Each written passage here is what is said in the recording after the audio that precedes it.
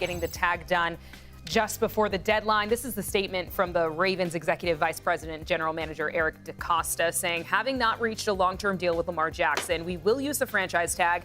There have been many instances across the league and in Baltimore when a player has signed designated with a franchise tag and signed a long-term deal that same year. We will continue to negotiate in good faith with Lamar, and we are hopeful that we can strike a long-term deal that is fair to both Lamar and the Ravens.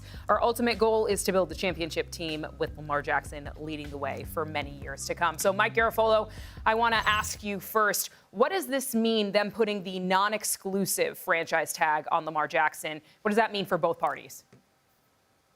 Well, it means that the Baltimore Ravens, who have been trying to negotiate with Lamar Jackson in a more traditional structure than we've seen for deals, which is far less than the entire value of the contract fully guaranteed, have not been able to make progress with Lamar Jackson, who has been kind of intimating that he wants way more guarantees on his deal.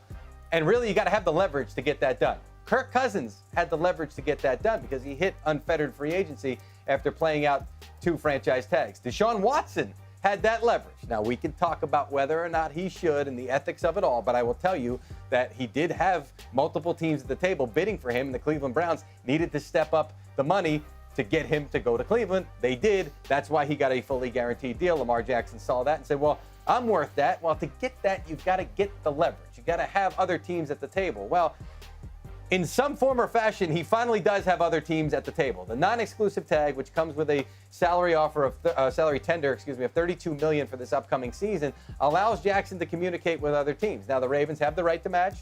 If they don't, they get 2 first-round picks in return, which some would say is not enough of a return for Lamar Jackson. Usually, that's enough to scare everybody off from even talking to a franchise tag player. But in this case, some might say that that is below market value in a trade for Lamar Jackson. So I think the Ravens are basically saying, let's get on with it. Let's give you a chance to go out there and see what's out there.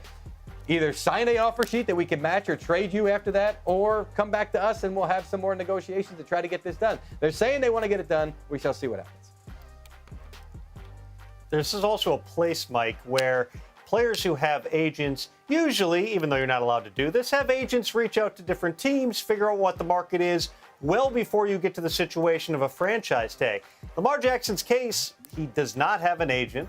His mother is his advisor. I don't know for sure, but I would certainly think that other teams would be very wary of tampering directly with a player prior to him becoming available. So next week, when for the first time Jackson is allowed to negotiate with other teams, will really be the first time that he sees what his value is. And that certainly seems to be a strategic move by the Ravens here to say, you know what, we've tried for more than a year to get this thing done. It has not worked. Now go ahead, and we've at least got the right to match this deal and keep you, or potentially let you go for 2 first-round picks, even match it, and then try to work out a trade afterward for more than 2 first-round picks, which, based upon the people I've asked about that today, would be unprecedented, but there's nothing to the letter of the rules saying that you can't do that. So the question now becomes, what exactly is Lamar Jackson's value? We know that the Ravens have made significant offers to Lamar Jackson in terms of the average per year, in terms of the total value of the contract. He's wanted to see those full guarantees move up. But the Ravens are far from the only team that is reluctant to do fully guaranteed deals. And there were a lot of people within the league who weren't happy when the Browns did the fully guaranteed deal with Deshaun Watson. So we are in for a fascinating period of time here to see what happens with Lamar Jackson in negotiations with other teams. I would not take it as a given that there ends up being an offer sheet, because it's always possible that when Lamar talks to other teams, he hears similar things he did from the Ravens, which is that we'd really like you, but this is the best we can do. Yeah, and it's really going to be fascinating here. I think one thing, Tom, that to kind of watch for it, and you guys are all over it, the market is going to be set.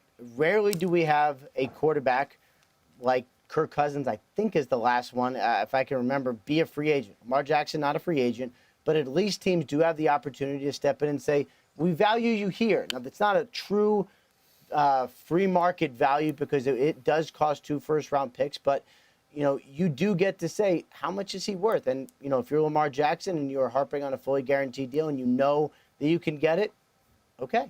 And I think what the Baltimore Ravens are saying is, if you can get it, go get it, come show us, and then we'll have a decision to make about whether or not to match. You think that this is their franchise guy they would match, but we don't know for sure.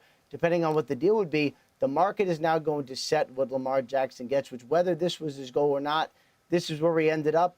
And I'm not so sure this is a bad place for anyone. The last quarter.